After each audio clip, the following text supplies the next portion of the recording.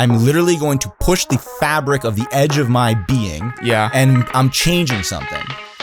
This is what I've been looking for my entire life. Mansions full of girls. All the girls. Yeah, like bouquets Literally of women. All the girls. Dude, it's like abstract the amount of... Eye contact and smiling are the seeds of connection. The antithesis of my very being.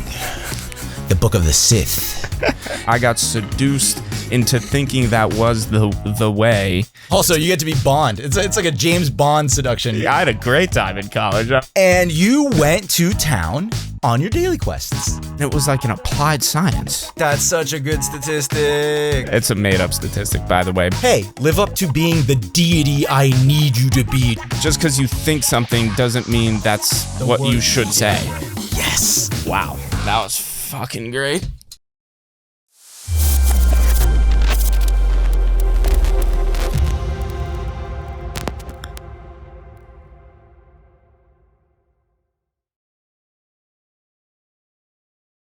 Hello, and welcome to the first ever part 2 of an episode on GodMode, A Player's Guide to Life.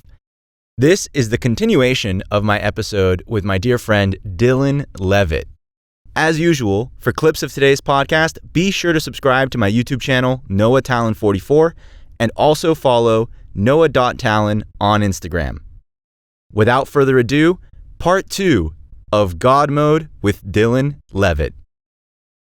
So the moment that altered the trajectory of my life was getting home drunk from a college party, frustrated, horny, and I will be fully transparent. I went online. I went to watch porn. That's what he did. And I was on the porn site, but before I ever clicked on a video, a random ad invaded my screen. Didn't even click on anything because I never click ads on a porn site. But This one invaded my screen. This is 2012, before they have like that technology, really. And I will never forget the first sentence of the advertisement. Invades my screen. It's a VSL, so it pops up with written letters across the screen, and it says, "Hey man, I got a question for you, and it might be kind of hard to hear. When was the last time you got laid?" And that question in that moment was just like a dagger straight to the heart, because I was a virgin at the time, terribly ashamed of being a virgin, and horny and drunk and frustrated from all of the failing that I'd done that night trying to talk to girls and get laid. And I was like, what the hell is this? I'll tell you what it is. It's the fucking voice of God. That's what's funny. God found you through a fucking porn site advert. Yes, dude. And said, yo, you need to get real with yourself. You ain't getting laid, bruh. Yes. You home alone right now on this website, and it's dismal. Yeah. And you didn't even click on this ad, but I'm interrupting your session, shall we say, to let you know it's time. Yeah. Dude, that's a call to adventure. That's some like fucking That's some Campbell hero's journey shit. Yeah. It absolutely is. It was and the call to once adventure. Again, was it on a desktop? No, that was on my laptop. That was on your laptop. Okay, so now you're sitting in front of a smaller screen, yeah, and you're like, I was like, what the hell is this? So it ended up. Did it keep talking? Oh, it was a 45-minute VSL. You've seen video sales letters. Oh, that video sale letter. VSL is a video sales letter. They're those things, a lot of times they have a hand drawing different graphics while there's a narrator, and it's an ad for a product. And so that's what this was. And it just launched you into a 45-minute thing, or you clicked it? No, I didn't click on it. I remember vividly not clicking on anything because I would never. You just let it play, like in awe, in shock. That question hooked me.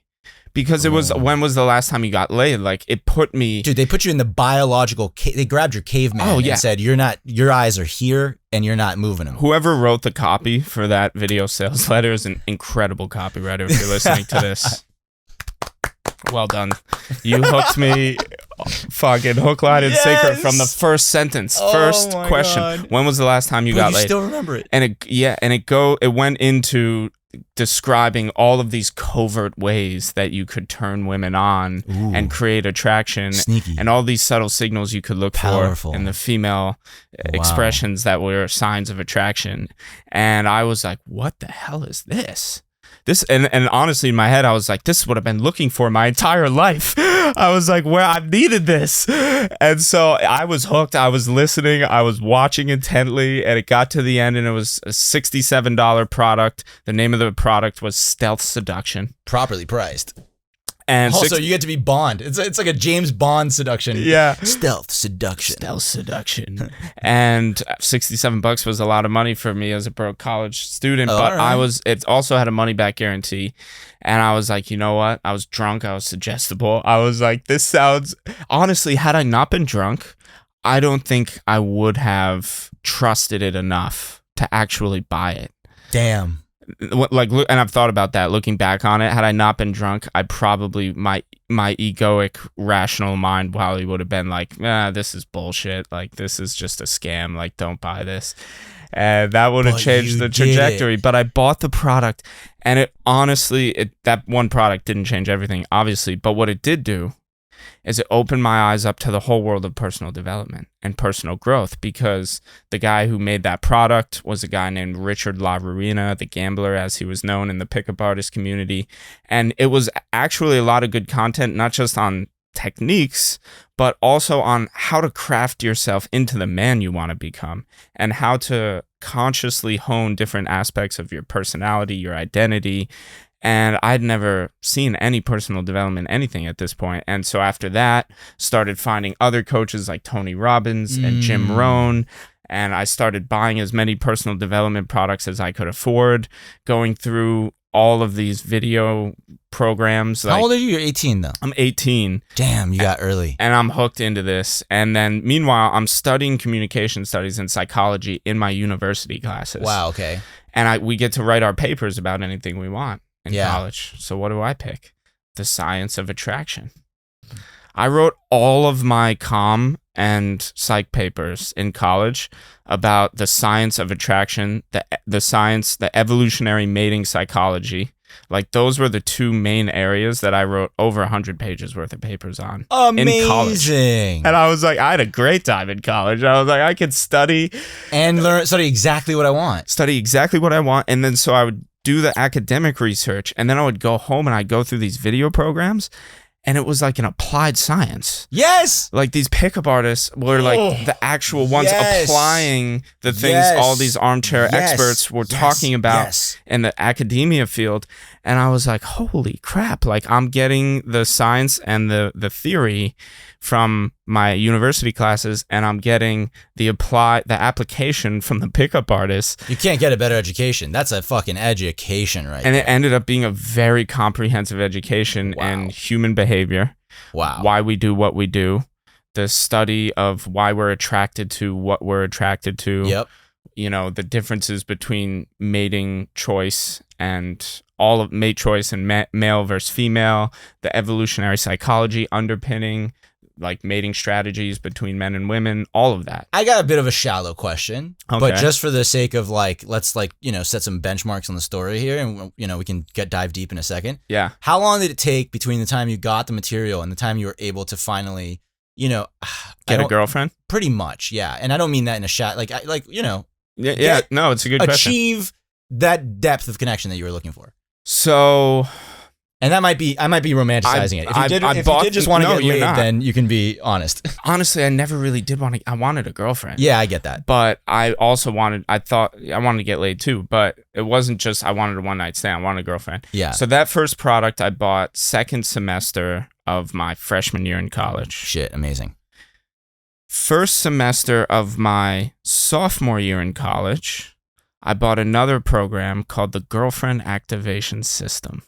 I bought this, and it was a step-by-step process on how to get a girlfriend. This one was all about how to get a girlfriend and how to activate the obsession storyline in the female mind that they've been conditioned into adopting over the course of a woman's development, and how to activate this obsession storyline. And it was a great product. I followed it to a fucking T. And so that this is a year later, first semester of my sophomore year in college, I bought this program. And we're far from the truth at this point. You still you don't know anything about that book. The truth I read like 2 years ago. Oh, wow. Yeah, the book didn't come out until like I was well into my adulthood, but got it. So I used that product to get my first girlfriend, and I met her the end of my first semester sophomore year, and we started dating the end of my first semester sophomore year. So it was a little over a year between the time that I bought Stealth Seduction and had that moment that altered the trajectory of my life. And the time that I got a girlfriend was a year and a couple months. And when you finally did get a girlfriend, was it a good relationship? It was, to this day, the best relationship I've ever had. Oh my God. Yeah, it was everything I wanted it to be. I love that. She treated me like a king. I treated her like a queen, and we had so much fun together. I love it. It was an amazing, even all my friends looked at it with envy, the relationship that we had in college. And we dated until the end of college. Wow. So it worked. It absolutely worked. You were saying, like, I think one of the cool things that, like, okay, so right off the top, there's plenty of toxic shit in that space, right? Oh, yeah. And by the way, I do not consider myself a pickup artist. I do not subscribe to the philosophy of being a pickup artist. I got seduced into thinking that was the way, and it wasn't until I was 24 and found transformation that I actually realized what the pickup artists are doing is not effective for long-term healthy relationships. Right. So I want to make that very clear. Well, because what they put on the chopping block is authenticity. Yes. The value of authenticity is like completely overlooked, I think, in the most toxic of those environments. 100%. And so that's what's missing. But now we've had the disclaimer, right? Like, the way it contextualizes failure and rejection is amazing. Like, I wish someone could have supported us earlier in a more, maybe, I don't know, less pop up on a porn site way to, really like understand the formative aspect of rejection, in the part where it's like, because that's the thing that you were saying, like these guys, you said it's like not the armchair dudes, they're the ones in the field, they're in the applied sciences, and that's the new context. So suddenly you're like a pioneer. Yeah. Suddenly you get rejected and you're like, I fucked up this and that thing, and I'm gonna go back and I'm gonna do better next time. And it's not just like this, like, I'm moping on my way home in self beat up. I mean, maybe there's still a little bit. Yeah, and I had a framework for understanding it. Yes. Understanding women, understanding the process of seduction, and where I was erring in my attempts. So, okay, this is awesome. So get this shit. Because again, Dylan and I haven't had this conversation yet. This is crazy. Not in this detailed of a level. We literally just happened to go to an area where we have not connected on this in this detail. I was saving it for the podcast. Next level. So for me, I saw the game in college. I saw it like on a coffee table or something. And it looks like a Bible. It's got like the gold trim and the whole nine. 100%. And at the time, I was so repulsed by bro culture, the frat boy vibe. Like, I was like, I mean, I think my feminine side was highly developed. I think it's still pretty developed. And my masculine side was way underdeveloped, in so many ways. And so, like, a lot of times I felt like insecure around other guys, and also kind of like I didn't get them. I didn't get what they were up to, what drove them. I didn't care about sports very much. So like, I felt super out of the loop in that regard. And I loved video games, and I wore that on my sleeve, and they might use that against me sometimes, which was weird because they play, but then it was just the time before it was like cool. They're trying to be cool. They're trying while in the shadows playing. And then I games. later realized that some of these guys, maybe even a lot of them, were intimidated by me, which was like something that would have never occurred to me because I was insecure. Interesting. And so they would actually like go out of their way to deliberately put me down in ways that were far beyond my comprehension. Right. So they wouldn't have to feel threatened by me or whatever. Right. Which is like, wow. When I figured that out, I was a junior, and I started getting a clue as to that being what was happening. I actually had to like leave a huge group of my friends behind. Huh. Yeah. But the point is repulsion, right? Like, I don't want anything to do with this. Well, it wasn't until, you fast forward, mind you, I went through a lot of rejection, but I had like a really wonderful college relationship that went a little bit past college, and I've had several really beautiful relationships in my life. Still though, I did feel disconnected from a certain ability which I actually was gonna compliment you on this a few minutes ago, but I continue to let you speak like a good podcast host. You've made friends. One of your best friends, you made friends with him by meeting him at Starbucks and starting a conversation. Yeah. And that for me is quite far out of what I would call my comfort zone. Yeah. Now probably not as far, but there was a time when I could have a visceral body reaction that just started to take place when I saw like a beautiful girl at Starbucks that could result in like full blown like tension, compression, and like from 0 to 100, right? Yeah. Now I know it to be called anima possession, which is to say anima possession is when there's these qualities in me, especially since I am feminine, quite feminine. Yeah. There's these qualities in me that I don't associate myself as. So I don't believe that I have these qualities, but I do. They're in me. Yeah. And I then project them. What happens sort of automatically, what the psyche does, is it projects them onto these women. Yeah. And they become your pinnacle. Like this is like the pedestal thing, right? Yeah. Like you're projecting these aspects of you onto them, and then you want to be in relationship with these aspects of you, so you think you need to be in relationship with them. Yes. Now, there's several things going on here. First of all, you don't know who the fuck they are. So, and literally, I would have these like tensed moments. Yeah. I don't know who this is. She just walked through the door and it's been 30 steps to the cashier. Like, I have no idea who this person is. Right. And yet, she's the queen of my existence. She's like a deity. She has the power to completely crush your soul with one word being no. Physically affected my body. Yeah. Before you even talked to her, she physically affected your body. Well, I never did, and that's my point. And what I was getting at is, had you gone and talked to her, she has all of the power to crush your confidence and your soul with the one word of no, or I don't want to talk to you. And you know what's worse than that? How set up for failure am I, where I've preloaded the word hey with hey, live up to being the deity I need you to be to transform myself in my life. Hey, you know what I'm saying? Yeah. And it's like, and I didn't know this for a long time. We're about to get to the point where I do know this, but that is there. It doesn't matter if you don't say it out loud. Like, it is in my body language. It is in everything. Oh, yeah. It's in my tonality. It's in my fluidity. Like, 100%. It is 100% present. And so they freak out. And I freaked out a lot of girls. Like, I don't mean to say I did something weird. Like, if I told my friend the story, they'd be like, okay, well, what's wrong with her? Right. But in reality now, looking back, I'm like, oh no. I mean, I front loaded the shit out of these things. And for me, it goes back to my mom and, that whole thing. And so what was I looking for in that one interaction? It's like just everything's miscalibrated. Right. So I go through my fair share of suffering and feeling, even though I've had these great relationships, like I haven't been able to craft one.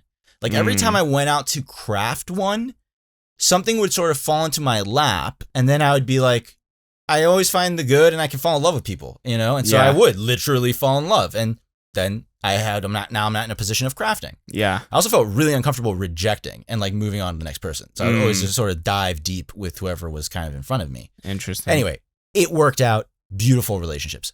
But there was a certain masculine element in me that was like, dude, I want to be like a hunter. I want to be able to like say, hey, I like that person. I want to at least start a conversation with them. Yeah. Like in the case I brought up with you, I didn't even bring up you seducing a girl and having sex with her from Starbucks. I brought up a guy friend that you made at Starbucks. Right. So it's like, who also happens to be gay, by the way. Look at that. I want that power. I wanted that ability to have that freedom in my day-to-day movement around Earth. Yeah. So it's a heat wave in LA. And it's probably like fucking 5 years ago now. And now I'm in this house, and in this house is the game left behind by someone. And there's a huge heat wave. And what I was doing at the time was I was teaching myself how to read. I knew how to read, but I had a crippling belief that other people could read faster than I could, and that I read slowly and poorly. Interesting. And I knew enough to know that that can't be a permanent truth. Yeah. And that if I flexed it, I could get better. Yeah. So I read all the Harry Potter books. I got myself like a little bit of a runway start. Mm-hmm. But then it's this heat wave. I'm using my Kindle and all this shit. And I see the game on the table. And I'm like the antithesis of my very being. The book of the Sith, you know? But it calls to me. And I'm like, and I remember I was like, I can't deal with this whole biblical vibe. So I downloaded it on like a Kindle. I downloaded it on Kindle, and then it made it like it just made it even space text to avoid the physical presentation of the book. There's a few things. First of all, the book is daunting. It's a fucking tome. It is a tome, and the letters are small, right? Yeah. And at the time, I'm a big computer science guy, and so I know, for example, that like there's a certain amount of words that the eye loves to consume in a given line, and there's a certain font face and a font size that the eye loves to consume. And so at the time, since I was trying to teach myself how to read faster, whenever you buy things on Kindle, Kindle can conform the text to this exact like robotic, you know, feed you perfectly. It can help you read it quicker. It can help you read it quicker. Yeah. So I did that, and I plowed through the game. I was fully hooked, much like what you've described, right? Like, first of all, there's a magician, and it's like exciting, and then Neil Strauss is a complete like, you know, nerd. And he's also a great writer. Oh, he's a fantastic writer. He's the guy who wrote the book. But in the story, he's the character. He's one of the main characters. So he goes from being a nerd to hero, right? Like, you know, this is what it seems. Yeah. This is how it seems. I always say it's the social network of social life. Rather, social network was like tech. Oh, I'm building a huge tech startup. Like, look at me. Yeah. And it had that energy of like, I'm a nobody. Nobody knows me. I'm just this nerd. And I'm like in my room by myself. And then he like builds to like, you know what's cool? Not millions, billions, right? Like, you know what's cool? Not some girls, mansions full of girls. All the girls. Yeah, like bouquets literally of women. All the girls. Dude, it's like abstract the amount of like energy this man was able to channel. Sorcery, which is like a darker version of like magic, really like force into his realm, you know? And obviously he realizes later, not the best move. But I'm hooked and I'm on the ride. And the book is designed in that way where it is a startup. You know, they like build a startup. It is. So anyway, I go on the full journey of this thing. And much like Dylan, I popped like popcorn, dude. Like I did not go into some twisted, inauthentic thing because for me, I still had a distaste for that. And I just couldn't do that self-abandonment for whatever reason. Yeah. But it was like what you said. Like, I was like, oh my God, this is what's been happening the whole time. Like, their body language mattered, where their shoulders were facing. My mom, Mom, love you, Mom. My mom, very ham-fisted, very heavy-handed, right? Like she communicates in bold, right? So if she's angry, she's like yelling. If she's sad, she's bawling. If she's happy, she's the most happy person in the fucking room. Yeah. So nuance did not exist in my world. So I didn't know that I was blind to it. Right. Because I didn't know any better. You don't know what you don't know. So there was all this information that I was literally blind to. And then I read the game, and you know me, I'm like, my analyzer is sharp, right? Yeah. So suddenly I'm like Zach Galifianakis in the fucking meme of the money, or not the money, the math, where he's like seeing the like calculus. Of Moneyball? Is that it? I always see the meme. I've never seen Moneyball. I've seen Moneyball. I thought that was the reference you were making. It might be. But anyway, either way. I'll put it on the screen. Tech guy. Yeah, you know how it goes. So, point is, it was like I was in Terminator mode and I could see things happening in real time. And then I started to learn about the concept of social responsibility and like taking on more social responsibility and the way that like social value and credit moves in a group and how people perceive who is taking on the social responsibility. And then if they do it well, the value they receive from the group scales based on the responsibility they're taking. Yeah. So I started to not only try to build my calendar out with days I would go out, which was new for me. Yeah. But then it would be so robust with like events and things that I would do that I could invite people. And then I was responsible for their experience and my experience. So I was just fully outside of my comfort zone. Right. You're creating value and therefore being seen as higher value by the people around you. Exactly. So a few things I want to pause for in a God mode way to just highlight. Yeah. I think that in both of our cases, in terms of extrapolating something for everyone, I know I was in the spirit of prodding my limits. Like 100%. Like, so when, like, and same for you. Right? I was too. Yeah, 100%. So for me, it was about reading And I was already in the spirit of prodding that limit, you know? And then it became, I'm over not having this agency in my life with humans, and especially females. Yeah. I want some agency. And so I was prodding that like weak spot of my existence. And I think, it's just a theory, that when we push reality in that way and we're like, I'm not settling for where I've been. Yeah. I'm literally going to push the fabric of the edge of my being. Yeah. And I'm changing something. This is where I say reality is alive. It conspires. It conspires on your behalf. And so you end up like, you have the potential, let's say, to leap forward. Yeah. So I started just trying to get good at reading. Boom, I end up being like, oh my God, I can see the Matrix and I get all this social stuff. I went out one night with a group of people and we encountered all kinds of shit, which I, for the sake of brevity, won't get into right now. Yeah. But there was this moment where maximum tension occurred and I was in a heated situation where the host was like trying to kick us out and it was a whole thing. It was as if time stopped. It was like a movie. Time stopped. You can hear like some like beautiful ethereal woman singing in the back. There's like, choral, like orchestral music.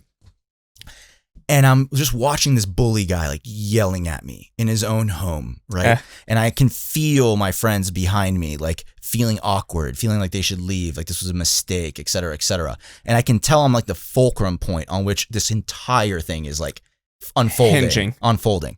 And at the time, what I did was I was like, he's like yelling at me. And I just like turn around and I'm like, oh my God, like, you're so amazing. Like, thank you so much for having us. Like, have you met my friends? And I just diverted the energy to them and they each went up and shook his hand one at a time. And by the time he got to the end of the line, it was such a mind fuck because I completely switched the frame. Right. He was presenting this frame of like, who the hell are you? Why are you in my house? Yeah. And I went to, your house is amazing. Thank you for having me. This is who I am. And let me introduce my friends.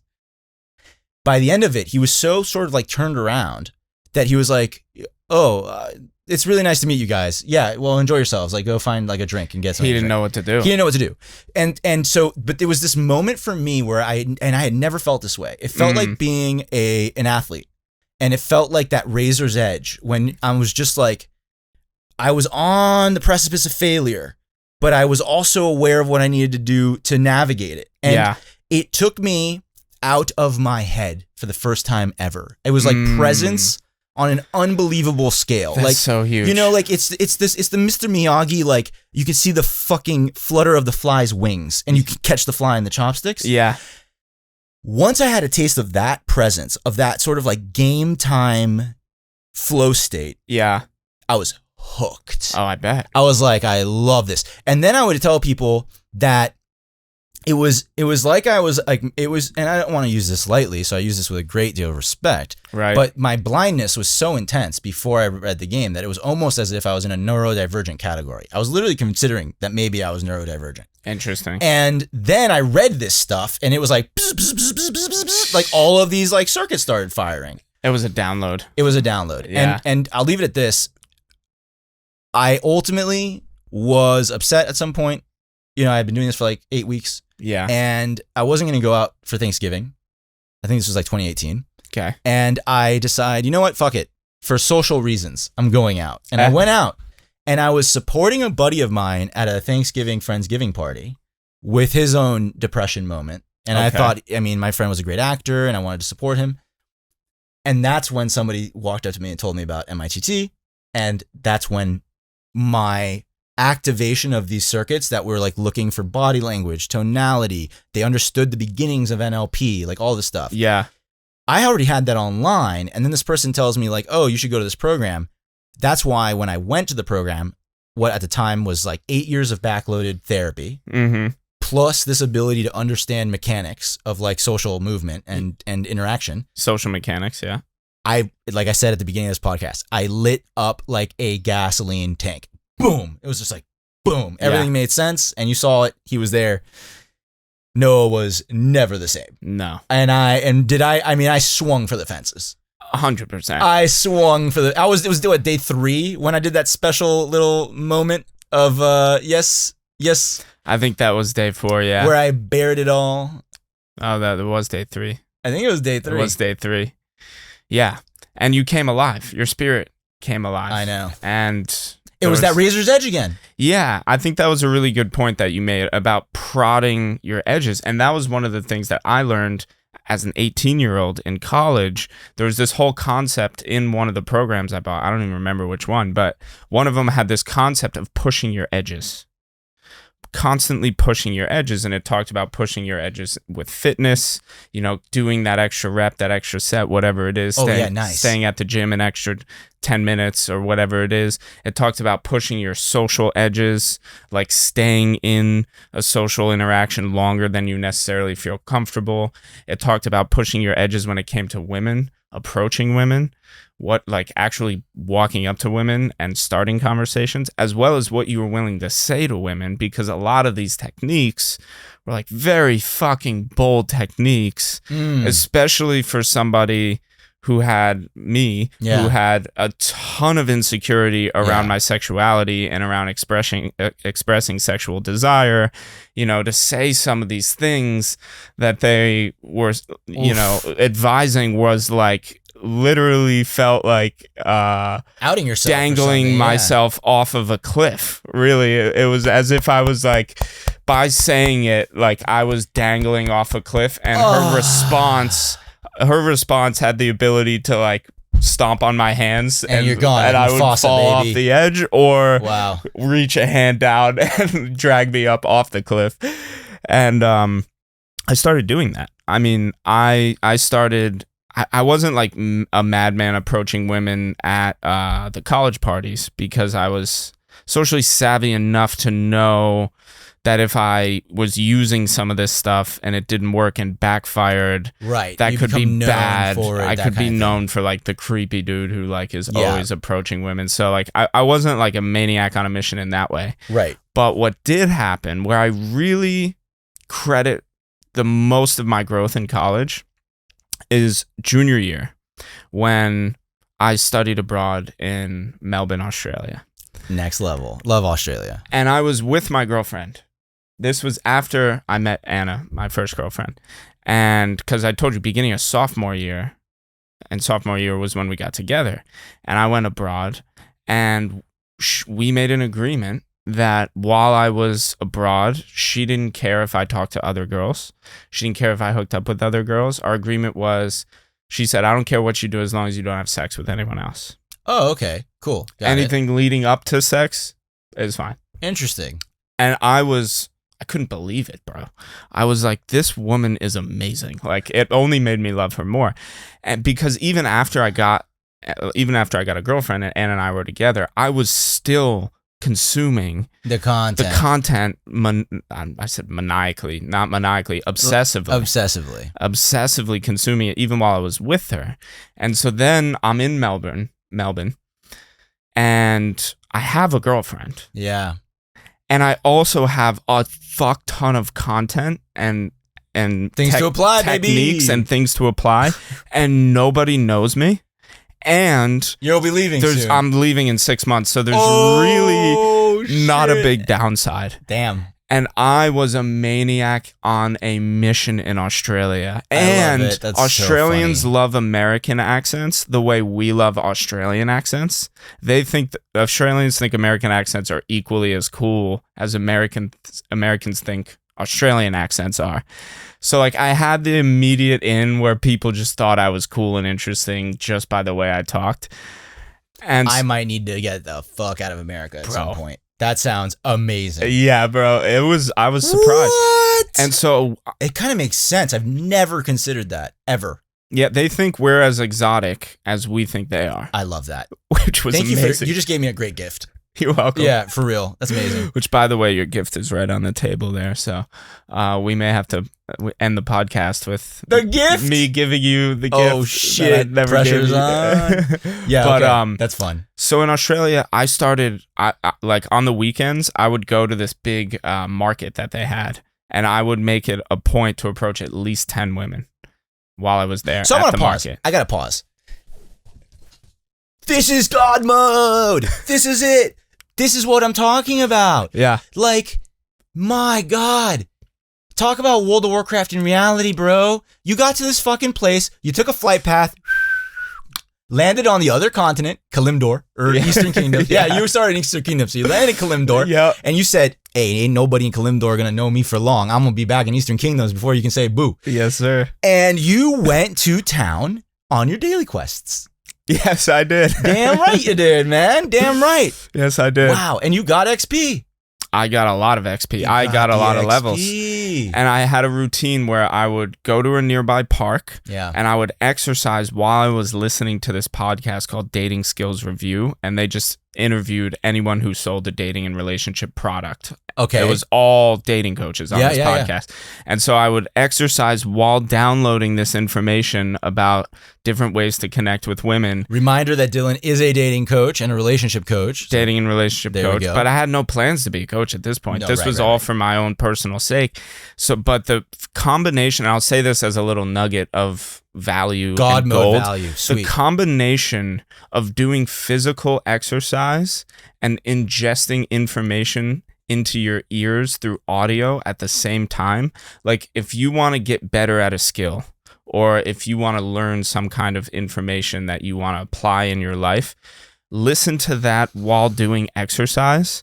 And it helped ingrain it on such a deeper physiological level. Amazing. So that was definitely a hack that I learned early on in college. And then I was in the park. I was working out outside, and I was also practicing handstands. That was my exercise of choice because I just wanted to be able to do handstands. I thought they were fucking sick. Me in high school.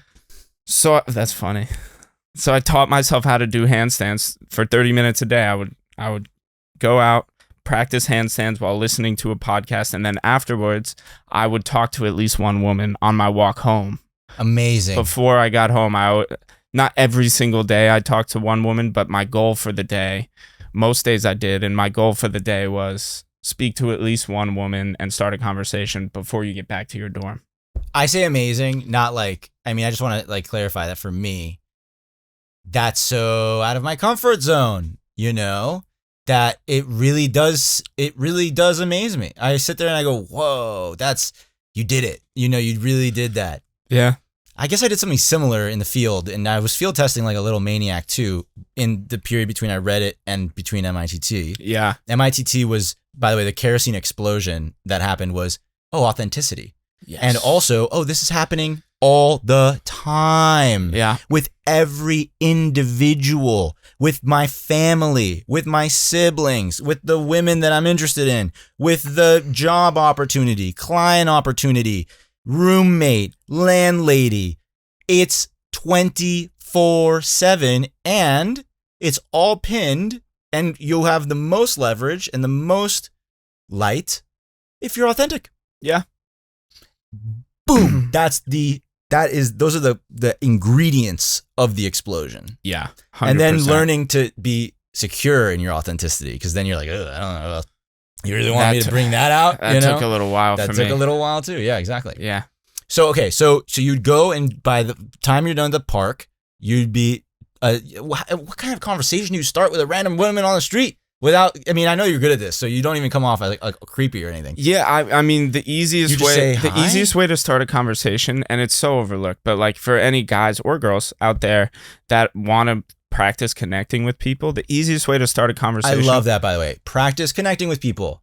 This is where this podcast is juice for everyone. Yeah. Right? It's like, this is for all of us, not just guys going after girls, not girls. It's like, no, guys, hey, we matter. Everybody matters. Learn people's names. Remember them. Repeat them to yourself. Say them back to the person. It makes their day. Like these little things, We're in a world of parasocial relationships. We're in a world where I'm friends with Gary Vee and Gary Vee doesn't know me, right? For the rest of us, when I see you at Starbucks, when we bump into each other on the street, when you're getting on a Lime scooter, say something. Especially if you have the impulse too. Yeah. Sometimes, and it's funny because people can get all like, oh, you're just forcing yourself. Like you don't even care. Like you're just doing it as a exercise or whatever. Yeah. It's like, guys, that's the training wheels. Because how often did I have a natural thing? Like, oh my God, I love your shirt. Oh, I love your shoes. Your shoes are so cool. I just told you I bought these shoes off like that I saw somebody else wearing. Yeah. It's like, I used to have those impulses and I would choke on them every time. Yeah. So this is a moment to be like, look, I'm just going to put some tricycle, what is it, like training wheels and on. Dude, I talk about this in my coaching currently. I say to the guys that I coach, like, I'm gonna give you a couple lines, a couple techniques, like the things, the 80-20, the 20% that I believe to be the most effective in terms of improving your outcomes socially and with women. I'll give you some of that, but that's all just training wheels. Like, that is not the answer. You are the game. Authenticity. Keep going. Authenticity is the name of the game, and you get to make the game, like, you get to create the game you want to play and make the rules of that game. These training wheels are only that. They're only training wheels for you to use to get some initial results and reference experiences until you don't need them anymore. And then who you are is the game. And speaks for itself. And that's what women, men, anyone who's looking for a partner, what they want to see is your authentic expression. And when people, why is Gary Vee so helplessly compelling to millions? Because he is helplessly authentic. And people feel that authenticity from him. He's not a great looking dude. Like, in terms of all the things. Classic markers. Like he very much deviates from the stereotype. He's so goofy. Like, my description of Gary Vee is he thinks he's a rapper and he thinks he's a football coach. Yeah. And he also is is very nice, and he's pushing an agenda of being super nice. So he's confused. He wants to be a super nice guy while channeling a gangster rap football coach. Yeah. But that is the definition of authenticity. Who the hell is that? Yeah, it's saying what you actually think in your head and putting those thoughts into words. And, like, obviously you get to be selective around how you express it and the words that you choose. It's not to say you have full license to just say anything you want in the name of authenticity, because that also can get toxic. Yes. But win-win intention.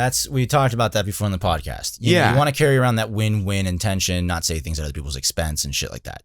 Right. That'll generally keep you in a good value creating space. Right. And, you know, to put it a little bit more specifically, if you see a girl and you think to yourself, she's super hot, I'd love to fuck her. You don't you don't open with, oh my God, you're super hot, I'd love to fuck you, right? Like that, that's what I mean. Or even you don't open with, oh my God, you're super hot, right? Like, not that you couldn't necessarily open a conversation that way, but what I mean is... No, but it's true. People get stuck on that. Just because you think something doesn't mean that's what you should say. Yeah. Right? Like, but if you see someone and you think as a man, oh my God, she's super hot, I would totally fuck her, then okay, that's a little signal that's pulling you towards that human being for whatever reason. And if you can have the clarity of mind to have the intention to connect and not try to get something from her. And discover. Discover, yes, which comes from a way of being of curious and curiosity. And so this is where, honestly, a lot of guys go wrong, is they see a girl that's hot, and the first thing they think in their mind is, I would hit. Yeah. Right? Like, the male mind immediately goes to sex. And we've immediately made a decision, if a girl is hot enough, that we want them. That is already not true, because you've never met her and you have no idea who she is. Exactly. And she could fucking collect human toenails in a jar and you probably, or worship the devil in her basement. Oh my God. And you probably wouldn't still want to sleep with her if you knew that. So the reality it's the projection. Is we make a split-second decision based on someone's looks that we want them, and that throws us off the intention of actually connecting with them, because now we want something from them. We want her number. We want to get laid. We want to get in her pants, whatever it might be. Yep. And what I coach guys on is, okay, just because she's hot doesn't mean she's worth your time. Oh, wow. Yeah, and it's not about her worthiness. It's about the right shoe fit. And yeah, that was maybe a derogatory way of putting it. Like, not necessarily. Not to put her down, but it doesn't mean that you and her are a good match. It doesn't mean you should want her to be with you or want to sleep with her. just because she's hot, because you don't know who she is. Right. In Kabbalah, we might say like an experience that is for us is an experience. It's for us. It's for you. And you want what's for you and you don't want what's not for you. Yeah. Basically, and when you toxically use the game, this is why The Truth came out, the book. Yeah. It's because what you're doing is you're reaching out for across sort of like lanes. You're getting out of your own lane, which is where you should be firmly the king of. Yeah. To be the king of your lane. But in the game, you're getting out of your lane and you're trying to reach and say, gimme, gimme, taker, for all these things that aren't necessarily for you. Right. And especially since you're disconnected from authenticity, your barometer for like being able to see what is or isn't, your discernment is off. It's 100%, gone. Yeah. And when you say she's not worth your time, this is why I want to just like lather respect all over that. Yeah. Is it's about if she's not for you, if this isn't like the best, if this isn't divine, let's say, then you are wasting your time on something non-divine and you're dragging her into it. Yeah. Right? Yeah. So anyway, yes, that's the framing that I understood what you were saying through, but I think it's important just to like, make sure. Thank you. Yeah. For lathering respect on that, because I think that's also important. Oh, so sexy. Lather it with respect. Lather it up, baby. Yes. But where I was going please with all of that is when you were acknowledging me for starting conversations and you're like, you didn't say, how did you do that? But there was implicit there of like, how did you do that? And starting a conversation is actually so easy. It's so easy. And you did it when you bought those shoes, when you saw the girl who had those shoes. Totally. The first thing I coach guys on is, well, actually the very first thing is making eye contact and smiling at everyone that they pass by in a given day for a week. Making eye contact, if they look back at you, smile at that person without ever starting a conversation or stopping. That's where I start everyone, because that alone is something most people don't do. Yep. And eye contact and smiling are the seeds of connection. Solid. So we start there. But then it goes to, okay, now you're going to start approaching women. And Or people, right? Yeah, but yeah. I coach mainly men. That being said, I have coached a few women. So if you're a woman out there, I can work with women. I do work with women. But whoever you're interested in, perfect. We're gonna start approaching those people. Fantastic. And how do you do that? Oh my God, what should I say? That's people's big question. What should I say? Yeah. What should I say? And the reality is, it doesn't matter what you say at first, because if you ask somebody, like, let's say you ask a couple who's like 4 months into dating and you ask the woman or the man, what was the first thing they said to you? 98% of the time, they won't even remember. That's such a good statistic. It's a made up statistic, by the way. But I actually did run that experiment in a clubhouse room where it was a room full of, it was a bunch of women. I forgot what the room was about, but I polled the room and asked, it was everyone, a bunch of them were in relationships. And I asked, like, who here remembers what the first thing the guy said to you was? And there's a bunch of guys in there too. And I was like, I made the point of like, see guys, we freak out over what should I say, especially in those first 30 seconds. When the reality is she doesn't even remember, because she's taking in the information of your energy. The energy that you're transmitting through your being is what she's taking in. And her conscious, rational mind is on autopilot in those first moments, because she's trying to figure out, am I safe? Nice. In those beginning moments, she doesn't know. That's true, by the way, even if I'm approached by a guy, for example. Right. Like that happens. It's just a human to human moment. We're taking in people's energy. We're figuring out, can I trust them? We're figuring out, are they safe? We're figuring out, what do they want from me? All of those questions, we're using the nonverbal information to decipher. Yep. But then I have people walk up to someone they're interested in, give them a compliment, a genuine compliment. If you can't find something to compliment, you're not looking hard enough. Nice. Because there's always something. And even if it's, you look beautiful today, or you look handsome today, even if you just think they're hot and that's the thing you want to compliment, like, go for it. Yeah. Right. And then I have them give the compliment and walk away. Nice. And so, just wanted to let you know, have a great day. Nice. I was going to say that you just fucking nailed it. Because I was like, well, Noah, you always used to front load that moment. So it really comes down to, it needs to be weightless.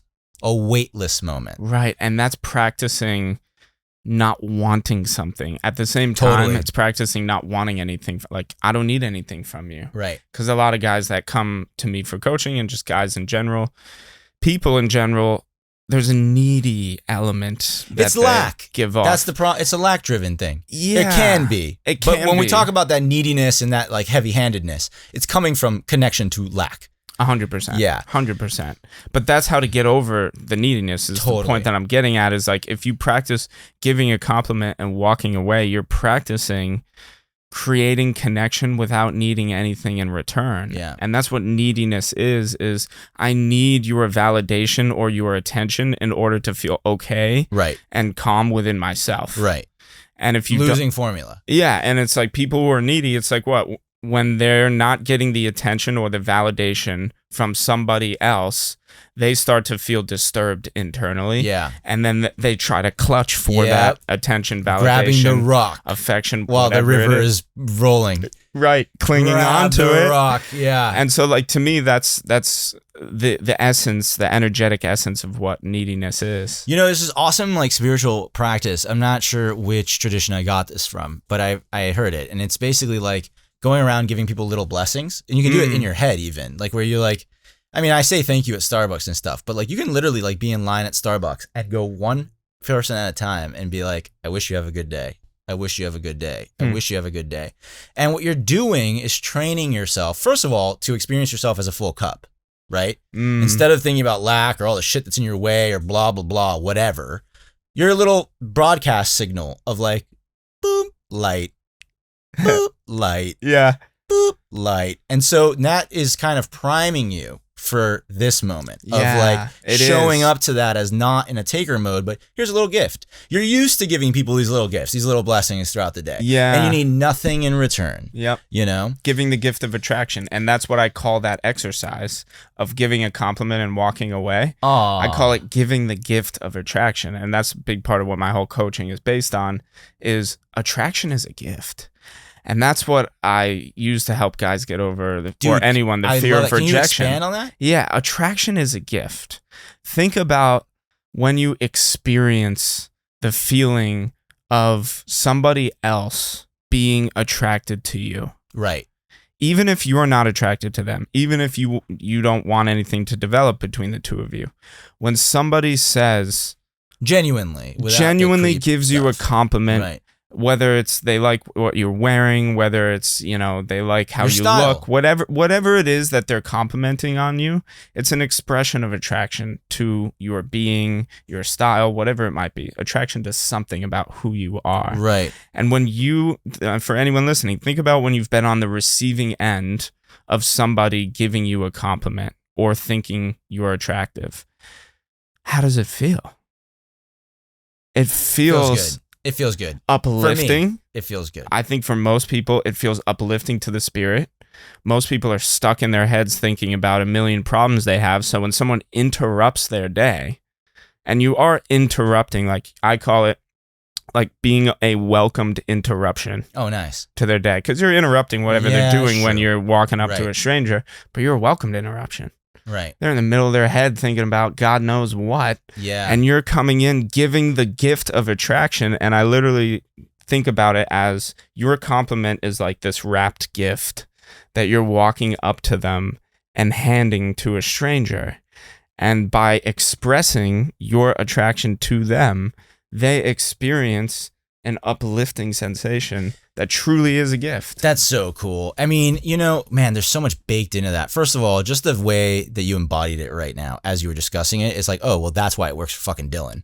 Because he's being completely real. Like that was, yes, you literally see it that way. So at that point, you can say whatever the fuck you want. Right. You literally just gave somebody an ethereal gift. Like, there's no way around it. That's how I see it. So that's pretty hilarious. Yeah, it was great. There's some other things wrapped up in it too.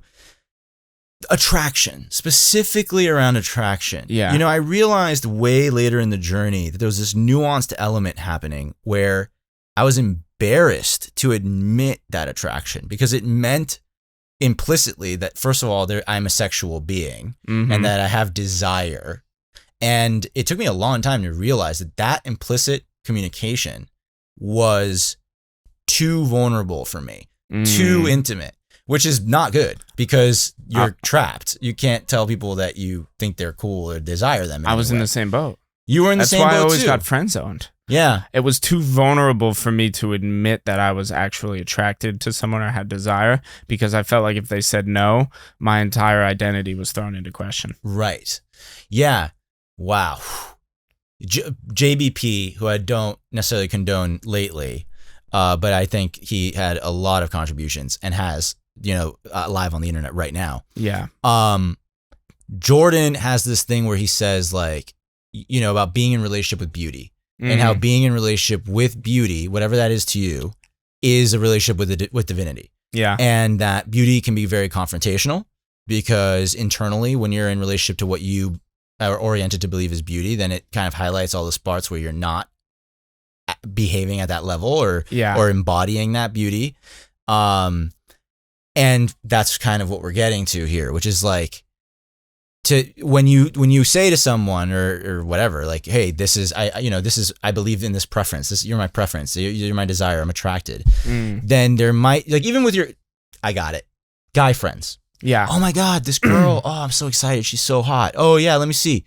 Oh, that one. Oh, Dylan has this taste. That's a sinking feeling as a guy. Dylan has this kind of type. Blah blah blah. Right. And JBP says, like, what's the matter with you? Right. And he says it in terms of style. Like, yeah. So you make like a choice. Like, I put the banana on the wall. Right. Yeah. And it's like, some people might look at that and go like, ugh, this guy, why do you put a banana on his wall? Yeah. Right. And you got to be able to tank that. You got to be able to say, well, because I like bananas and I thought it was cool. And I'm actually not going to take it down just because you feel that way. Yeah. But I appreciate your feedback, But until you have that, or maybe as you're developing that, it can be a bit confrontational to put the thing on the wall. 100%. And it scales. It scales to even order, even cleaning. This is what JVP again, cleaning your room, just you're getting your life together can be confrontational to friends of yours and all kinds of other people that don't want to. Yeah. It's like, oh shit, what are you doing? Why are you introducing beauty into my life? That kind of thing. Anyway, sorry, I got on a tangent. But the point is, you were so embodied in it that I was like, dude, this guy's channeling like a lot in that little moment, in that little GIF moment. Like, so much is coming across. Self-confidence. I am of value. I have value. Here's a gift. It's a gift. It looks like this. It's pretty. It's beautiful. I'm doing it for you, and I'm out of here. Yeah, and I'm curious. I love the curious. The curiosity is really, I preach curiosity all day long, because that's where it's the difference between being interesting and being interested. Oh, please expand. I love it. I've heard it, but I want... There's a great story about this, and it's a story that's told in the book The Art of Seduction, so I'm ripping it from that book. Fair enough. Robert Greene is one of my favorite authors. He wrote a book called The Art of Seduction, and I think it's Benjamin Disraeli is the person who this story is about. But basically, there's a political dinner happening, like a gala, think of it. And there's this one woman who's in the high court, basically. She's part of the royal family. And she's single, so she has multiple male suitors, potential male suitors that want to talk to her at this gala. And Benjamin Disraeli was, I don't remember the details, but he was in politics at the time, and he was known for being a great politician of, I think, like the Queen Victoria era. And and he had a lot of accomplishments, and he was in the military and had a lot of military exploits that he got a lot of valor from and all that. But instead of going up to this woman, the princess or whatever she was, instead of going up to her and talking all about himself, right, he made her the focus of the conversation. And he was sitting to her right, and then there was another guy that was sitting across from her. And they both talked to her for a good amount of time that evening. And at the end of the evening, one of the woman's friends comes up to her and says, I saw you talking to Disraeli, and I saw you talking to like this other guy. Like, you know, what were they like? What did you like about them? And she starts off by saying, well, the other guy, he was one of the most interesting men that I've ever met. You know, he did all of these things. He went on all these raids and war, and he's made all of this money. And I forgot, like, that's cool, because best case scenario for that guy. Right. At least he came off interesting and not like a dick. Right. He came off super interesting. She Right. felt like, oh my God, he was one of the most interesting Totally. men I've ever met. And then she said, well, what about the other guy? What about Benjamin Disraeli? And she smiled. And she said, he made me feel like the most interesting person in the room. Wow. And I just got chills as I said that, because it's such a different approach. And talk about a gift. And a gift. And it's like the difference between trying to impress and coming off as interesting, or coming off as high value, or coming off as whatever you want that person to think you are.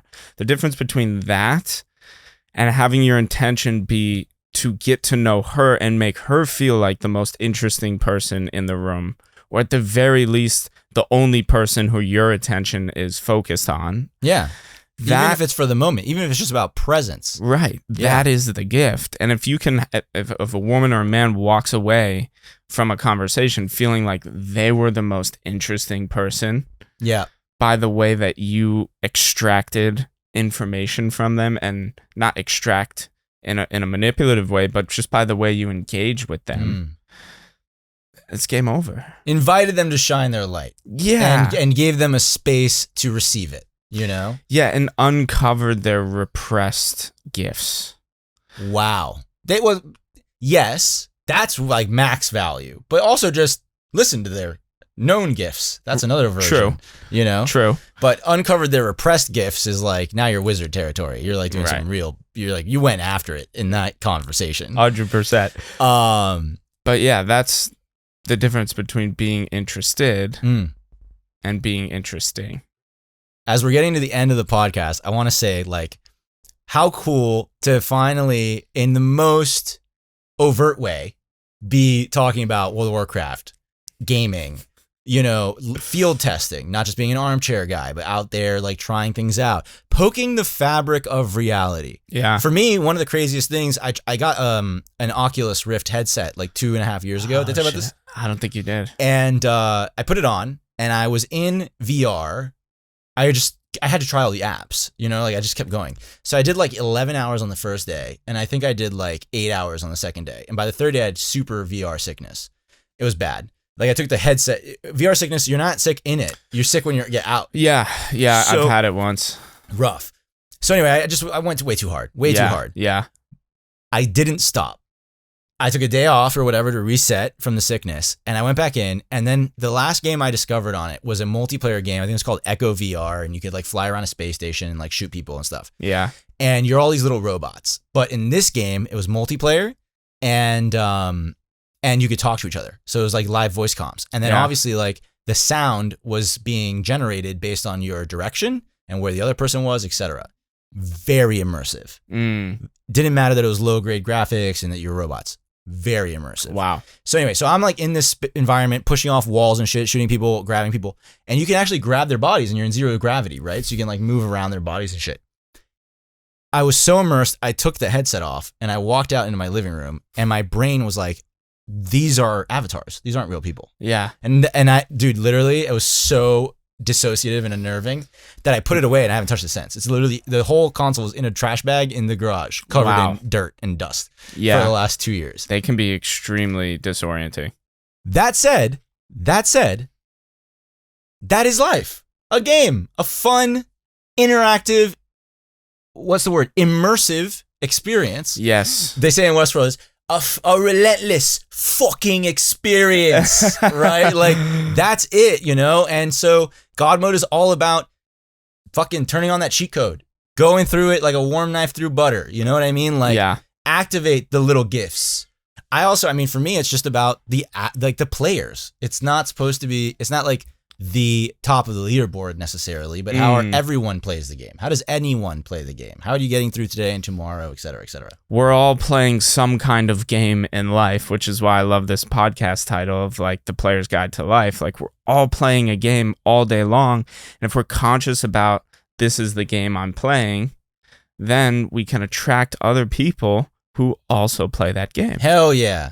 Because we can only attract people who play the same game as us. Yes, and in another episode, I was talking about the infinite game, where it's a win-win infinite game for everyone, and the goal is for the game to go on into the future and for everyone to join in and play. Yeah. That's a good game to hone your sights on. The people you're going to attract are great human beings, great people, basically, that are also playing a fucking win-win game. Also in the midst of this infinite game. Dude, next level. Well, thank you so much for coming on. We have so much more to talk about, for sure. We do. One of my favorite things about today's session was how much I had not already heard.